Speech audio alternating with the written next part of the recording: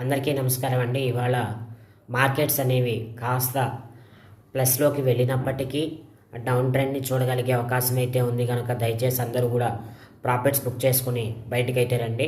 బహుశా ఈ రోజున ఫస్ట్ ఓపెనింగ్ సెషన్స్లో 23,100 మార్కును దాటి కానీ లేదా 23,100ను తాకి కానీ రిటర్న్ వచ్చే అవకాశం అయితే ఉందండి. పైన ఉన్నంత వరకు సెల్లింగ్కే ఎక్కువ అవకాశం అయితే ఉంది కాబట్టి అందరూ కూడా కాస్త చూసుకోండి. సో అదేవిధంగా బ్యాంక్ నిఫ్టీ కాస్త ప్లస్లో ప్రయాణం చేసే అవకాశం అయితే ఉంది. దీన్ని కూడా కాస్త ఒక గంట కనిపెట్టుకోండి.